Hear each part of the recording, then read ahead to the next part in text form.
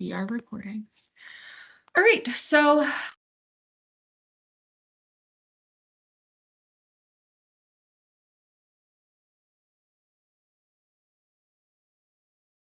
Heather, you're on mute.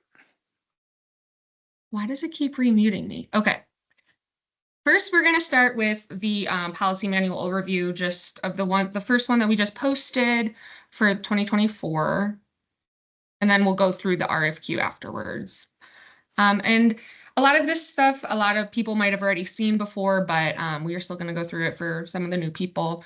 The Indiana Housing First program was created in 2017 by the State General Assembly to provide rental assistance and supportive services to individuals and families with a serious and persistent mental illness, a chronic chemical addiction, or a serious and persistent mental illness with a co-occurring chronic chemical addiction who are facing a housing crisis. And we do have all of these program regulations that are found in the Indiana Code. It is a person-centered approach, centered on the belief that all individuals are ready for housing and can achieve stability in housing with the right supports. And these services provided are voluntarily selected by participants, and must be centered on a housing or a harm reduction approach to addiction. So services are available, but not required. And then harm reduction approach means that abstinence cannot be required. And then if a household elects to receive services, these services may be individually tailored to the needs and goals of the household. And assistance is time limited with the goal of increasing self-sufficiency.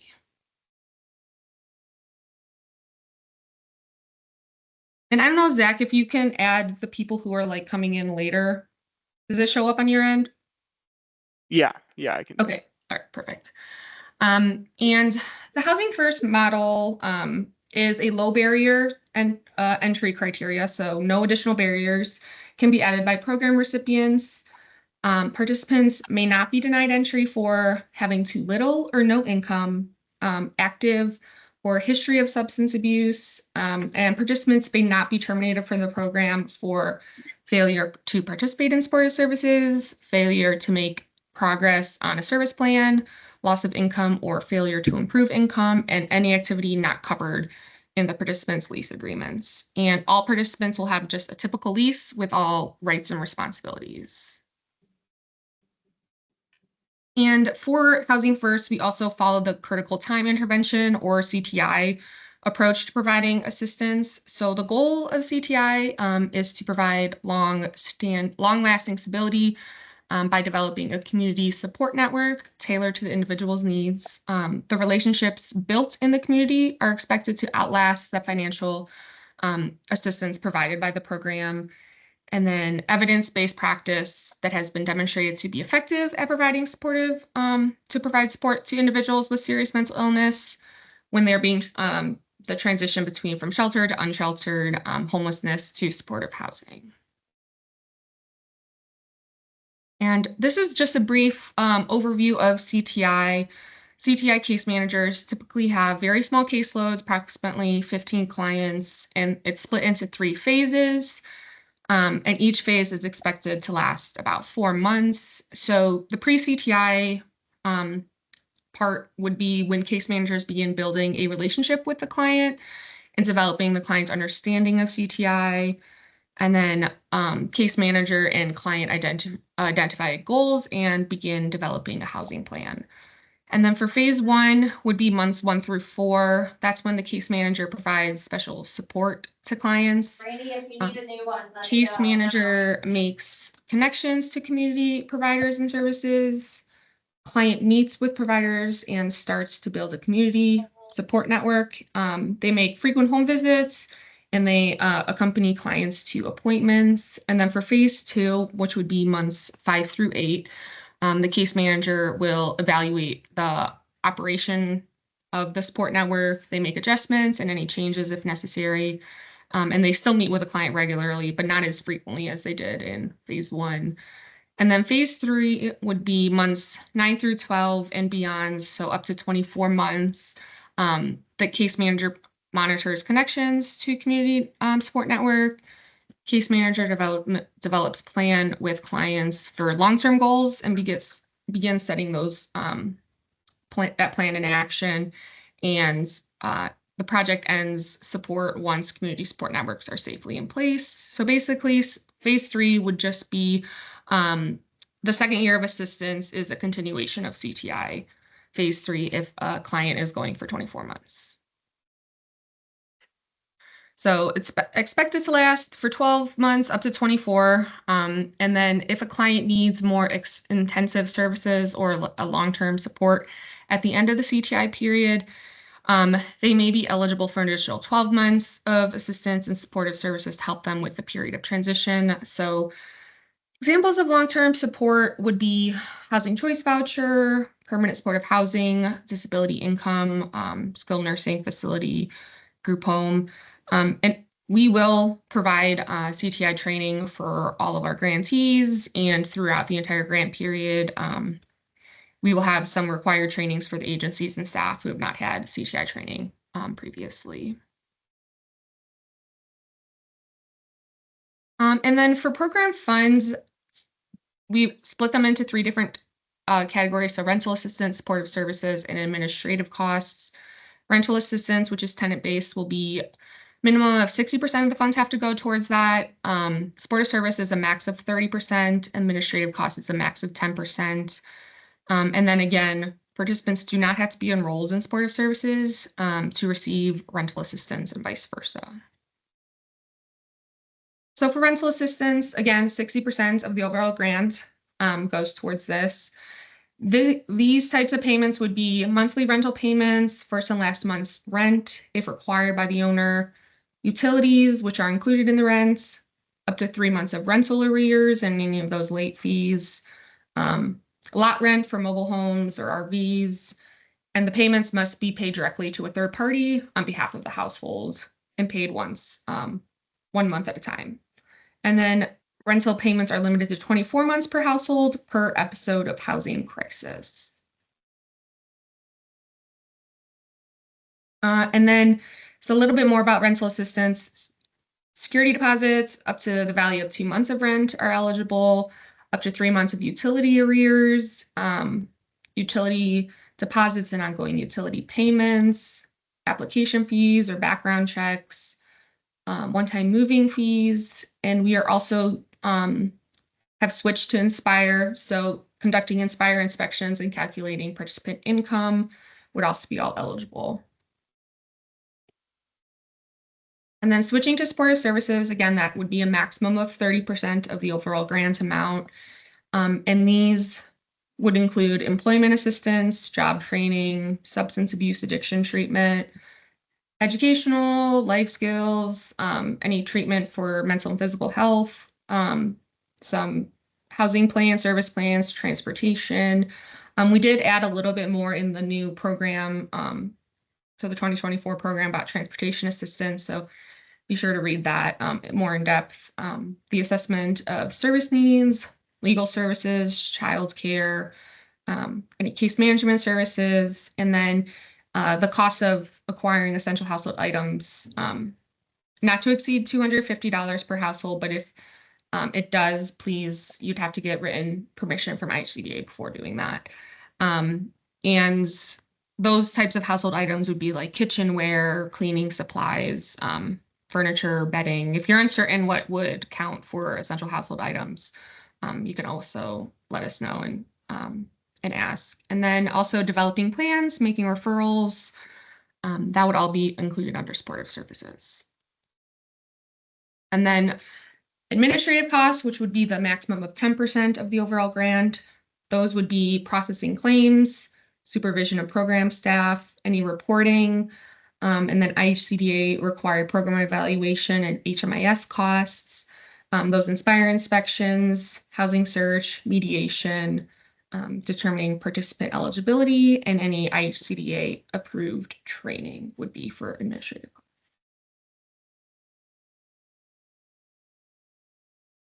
All right, now for ineligible costs, those would be mortgage assistance, utility payments for homeowners, other costs related to home ownership, Rent or utility assistance for households receiving other housing subsidy, hotel or motel payments, cable services, monthly utility payments, not receiving rental assistance, renter's insurance not included in the rent, furniture or other household items that exceed $250 without permission from IHCDA, and then any other costs that are not listed in this document without permission from IHCDA. And now those are all the costs. Now for participant eligibility, people who would be eligible for Housing First program. Again, it's going to be an individual with a serious mental illness, a chronic chemical addiction, or a serious and persistent mental illness with a co-occurring chronic chemical addiction resulting in a housing crisis. And participants do not have to income qualify at initial enrollment, so there's no maximum income limit. However, for a participant to receive more than 12 months of rental assistance, the participant's household income must be certified as having an annual income at or below 50% AMI. So a household with an income that exceeds 50% AMI may continue to receive supportive services only if they are otherwise eligible for the program. And then again, recipients can't establish a minimum income requirement for the program and must accept households with little or no income. And then for a housing crisis, the way we define it is a situation in which an individual or a household does not have sufficient resources or support networks immediately available to maintain safe and affordable housing or to prevent the individual or household from acquiring emergency housing. And then for a household to be determined to be in a housing crisis, they must meet one of the following conditions. So that would be residing on the street or place not meant for human habitation. They're residing in temporary housing, so that would include emergency shelter, transitional housing. If they're staying with family or friends, like on a temporary basis and have to vacate within 2 weeks, if they're facing an imminent court-ordered eviction, if they're exiting a residential treatment program within 30 days and don't have access to permanent housing, or if they're living in an institute or other type of restrictive setting. And if they could, with stable and affordable housing, live independently in the community. And then for our participant selection plan, so in addition to meeting the eligibility definitions that I just talked about in the last slide, recipients must prioritize serving eligible people who are medically vulnerable and either immediately lacking housing resources or who must immediately exit a residential treatment program. So when you are requesting the funds, the applicants must define how they're going to prioritize medically vulnerable households. We'll talk a little bit more about this when we talk about the RFP or RFQ, but IDCDA does work with award recipients to finalize and improve their process for identifying and selecting program participants. And then eligible households may receive a maximum of 24 months of rental assistance per housing crisis. They can receive services prior to housing and after housing ends, but households may not be enrolled in the program for more than 30 months in total. Participants receiving rental assistance must execute a lease with a property owner, and those initial lease terms must be renewable for no less than 12 months. The contract rent charged by the landlord or any other utility allowance, not including the rent, must be determined to be reasonable. And then the participant's rent contribution must be at least 30% of the household's monthly adjusted income, with the goal of decreasing the subsidy over the term of their assistance. Then again, we are adopting the Inspire quality standards and inspection protocol for this program. All recipients are required to conduct Inspire inspections on the units before allowing them to move in.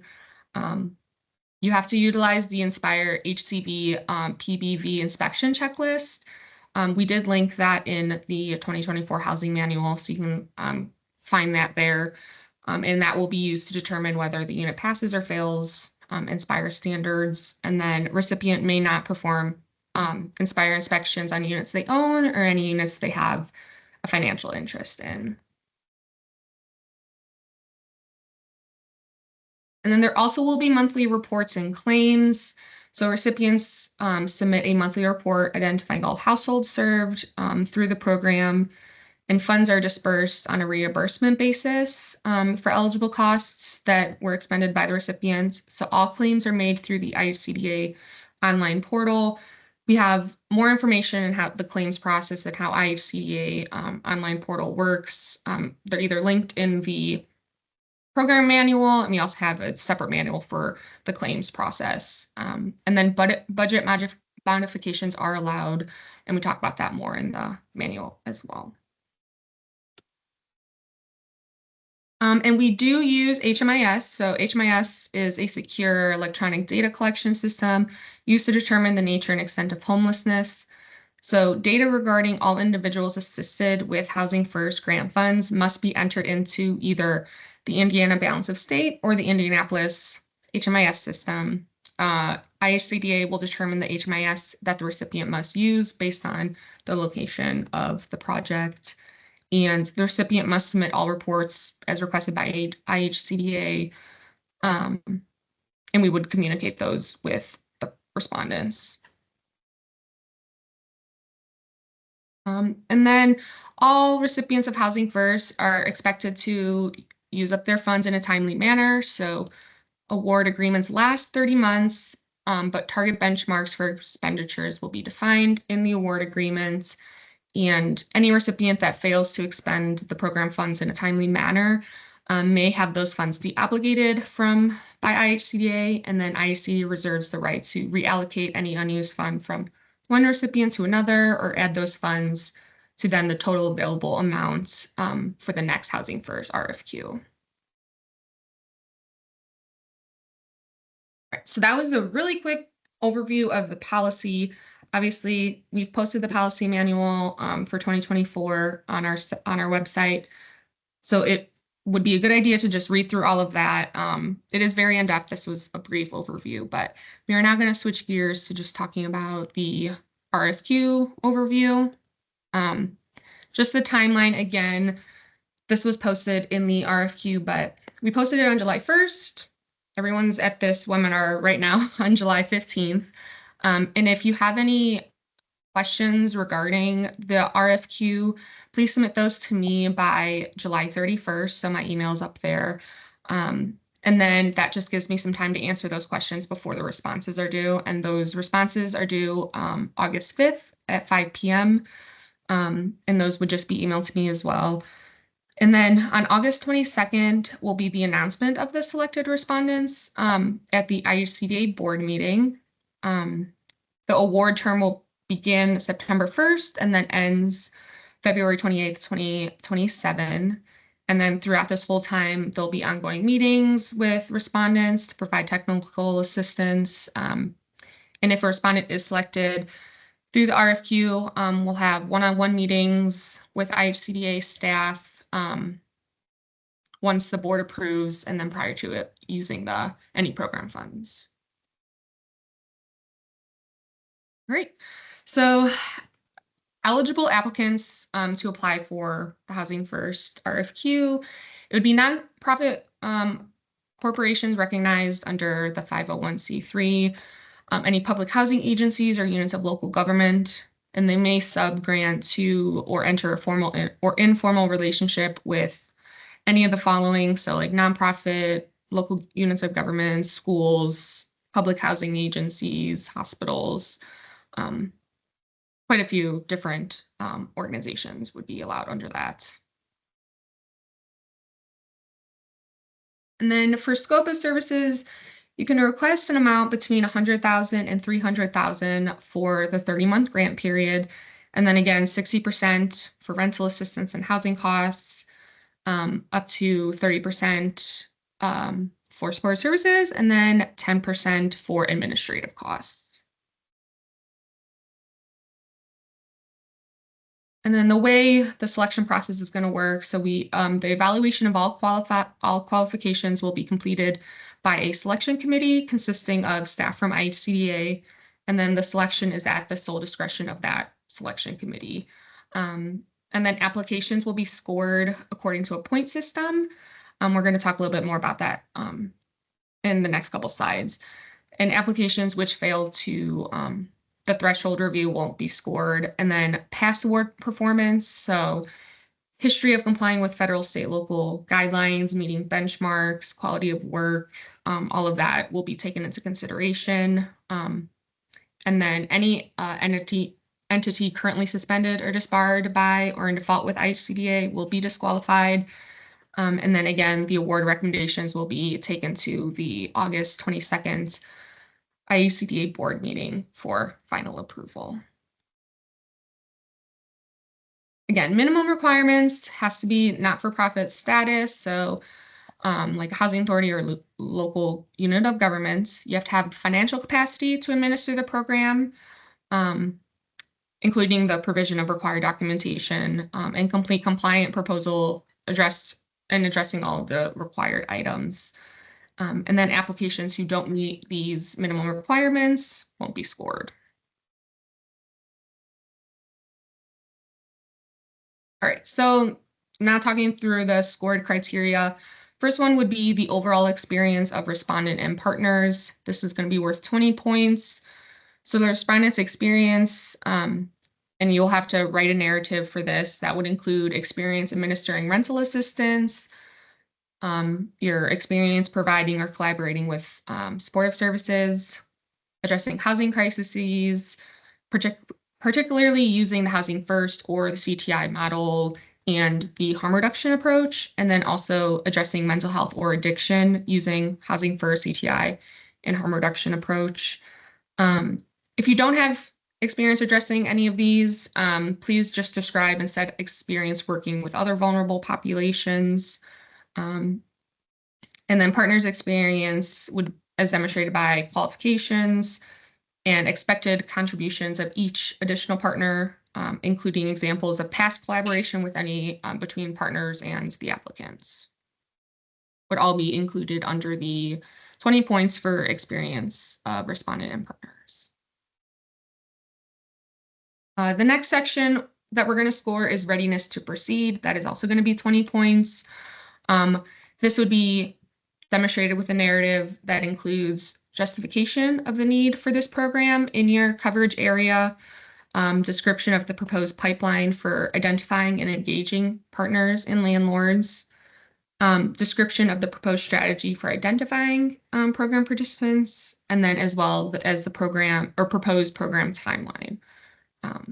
That would all be under readiness proceed, so another 20 points. And then for 25 points is going to be the program description. So this is going to be a description of the scope of the program in a narrative that you'd have to include the geographic locations that are being targeted, the number and structure of the staff involved, the proposed participant selection plan. So you'll have to look at the administrative manual for that and make sure the participant selection plan is informed by that. Plans to engage with clients prior to housing. So an example would be visiting clients in shelters or encampments, and then plan for incorporating client feedback. So current Housing First recipients who've gotten an award in the past should reference steps already taken to this effect if you do have an award already. And then service delivery is going to be another 25 points. This is going to be, you'll have to write a narrative to describe the case management ratios and staffing model. So that would also include supervisor to case management ratio, a description of this transportation services, description of assistance in the application for other benefits such as SSI, SSDI, description of the mental health and substance use treatment that are offered, and then any additional services that are going to be offered to any of the Housing First program participants. That would be 25 points. And then for 5 points, it's going to be the description of key staff. So for that, include for each lead a current resume and a brief narrative explaining their selection for the role, and then a current organizational chart. And then the budget's going to be 5 points as well. So the completion of the Housing First program budget form and attached narrative describing any additional sources of funding and the Housing First program budget form can also be found on our website and in the manual. So those are just both 5 points. And then for this one, the past award performance, this is only for people who have been a Housing First recipient in the past. Respondents who were subrecipients of the Housing First Awards in the past will also be reviewed according to the history of meeting benchmarks and providing timely and quality reports, the quality of work performed and services provided, and then the full expenditure of the Housing First funds that were awarded. And then again, if any entity currently suspended or disbarred or in default with IHCDA will be disqualified. And I just want to note that applicants are not required to submit documentation to attest to past award performance. IHC will review documentation submitted from previous awards to evaluate respondents' past award performance, where those are applicable. And this is just a quick overview of the submission checklist when you are submitting the Housing First RFQ. So make sure there is the qualification cover sheet, and that required template is in the RFQ packet. So make sure you're looking at that. The certification of company. So that is also included in the RFQ packet. Not-for-profit status, financial capacity, narratives addressing all of the questions. So again, those were the 4 that I just went through. So experience of respondent and partners, readiness to proceed, program description and service delivery. Make sure all those narratives are included. Make sure the description of key staff. So resumes, narratives, organizational chart, and then the budget. So a tentative budget using the Housing First program budget form. All of those need to be included to have a full and complete RFQ for the Housing First. Okay. And again, due date would be Monday, August 5th at 5 p.m. Eastern Time. You can email those to me. My email address is up here, hpasku@ihcda.in.gov. Make sure they are in PDF format. And then any application that don't have all the required forms and documents that are listed in the RFQ may be determined to be ineligible for further consideration. So make sure you're carefully going through and making sure you have everything needed to have a complete RFQ. And then now I'll open it up to any, I know that was really quick, but again, the full program manual and RFQ are posted on our site. So yeah, anyone have any questions for Zach or I?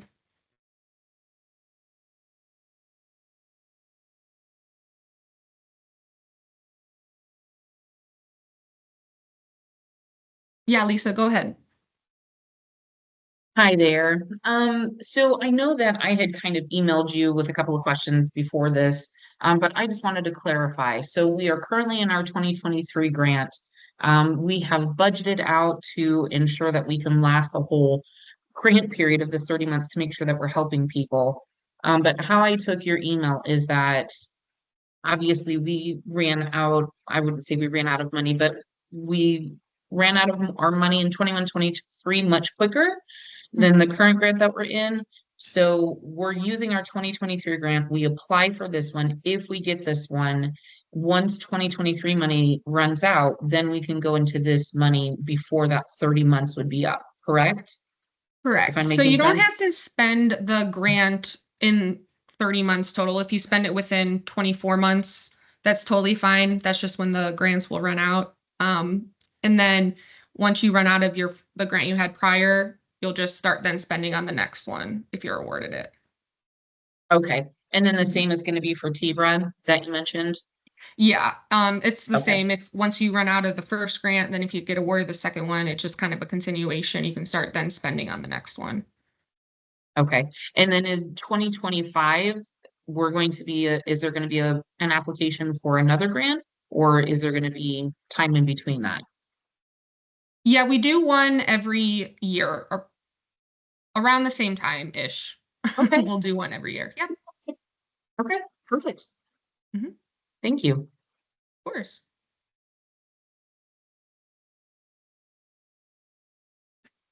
I will say that for the Housing First program, it depends on if the money is allocated by the state. This is a state-funded program, so we're funded on the 2-year state budget cycle. So in the next General Assembly, that's a budget year, they'll be deciding how much money goes into the program. So we can't say with certainty that they'll, have funding available in the future, but as long as the funding's available, we've always released RFQs on an annual cycle, so we'll continue to do that.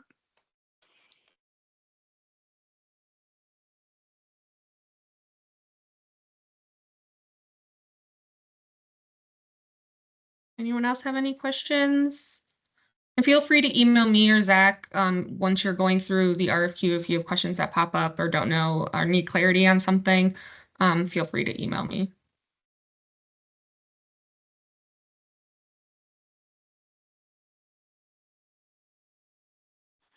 One thing I'll add, the RFQ says to submit everything as a PDF document. I just wanted to clarify that that's sort of standard language because we don't want Word document responses or like JPEGs or weird formats where it's hard to open and share and read. But for like the attachments, there's a budgeting sheet. So if there's like an attachment that's Excel format or something like that, then you can submit that as an Excel document. You don't have to save that as a PDF. And also you don't have to save everything as one PDF either. So if the things are naturally in, like financials and stuff are in different PDF documents, it's okay to submit more than one PDF. And if it's an Excel attachment, you can submit that as an Excel document.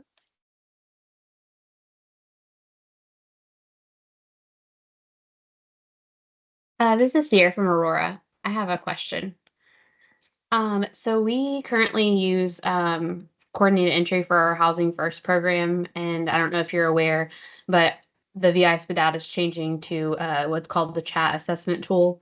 But we don't really have a great grasp of what that's going to look like as far as scores are concerned. So I'm having a little bit of trouble describing that and what our client selection plan would look like based on the fact the VI SPDAT is going to go away probably sometime in October. Um, so do you have any advice on how to handle that?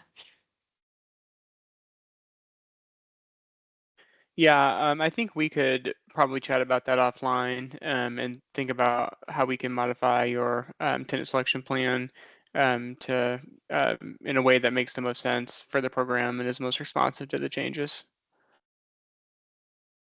Great, thanks.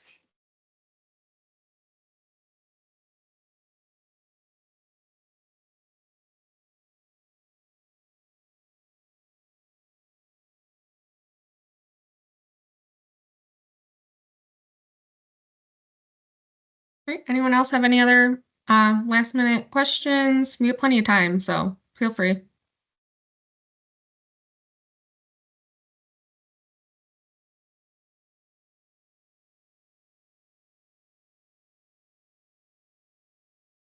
Okay. We have recorded this, so this will be available. I'm not sure where we're going to post it, but it will be available because I remember to record it. And then again, feel free to email me at any time while you're working on your RFQ. Hey, sorry, Zach. this is, Oh, yeah, go I ahead. have a quick question. This is Kay from HIP in Indianapolis. So the most you can ask for is 300,000, and that's to cover from September 1, 24 through February 28, 27. Is that right? That just doesn't Yes. seem like it'll serve a lot of households for that long of a period, but I guess you're expecting smaller proposals or. Yeah, so the way that this is structured is since we release the RFQ every year, you actually could apply for a new grant every year if you wanted to. So it wouldn't necessarily be, you get the 300,000 and then you have to wait until that runs out and then, sort of renew it and get another 300,000.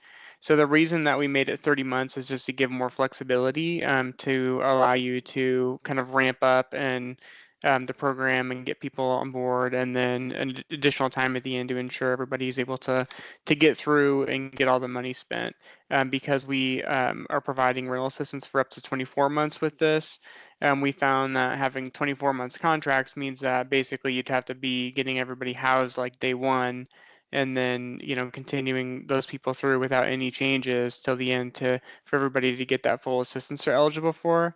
And we didn't want that to be the case because that's really difficult to manage. So the 6 months and the additional 6 months is just kind of some buffer period for you to be able to spend down the money, serve households the way that they need to be served. And if that money runs out in 12 months, 24 months, whatever it may be, that's okay. It doesn't mean that you have to maintain the program for that period of time.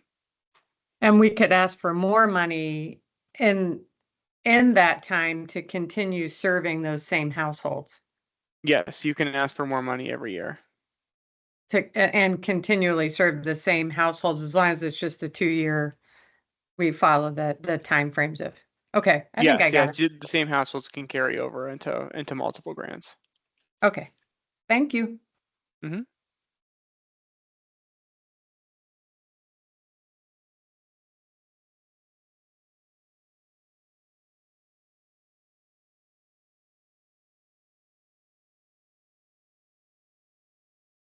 Great. Any last minute questions, or Zach, if you have anything else you want to add?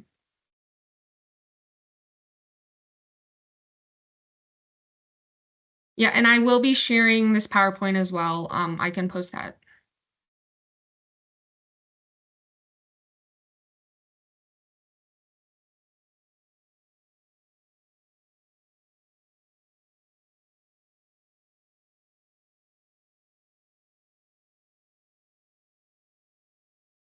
Okay, if there is no other questions, you can feel free to hop off. I will share this recording, the PowerPoint, and again, just email me or Zach if you have questions while going through the RFQ. If you have any questions on the new manual that just was posted.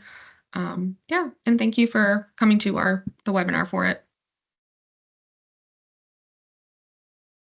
Thank you. Thank you. Thank you.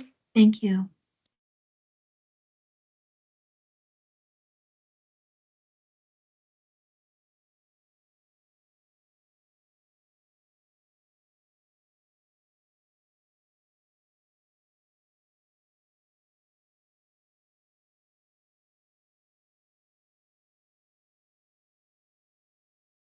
If I just leave the thing, will the recording still stay recorded?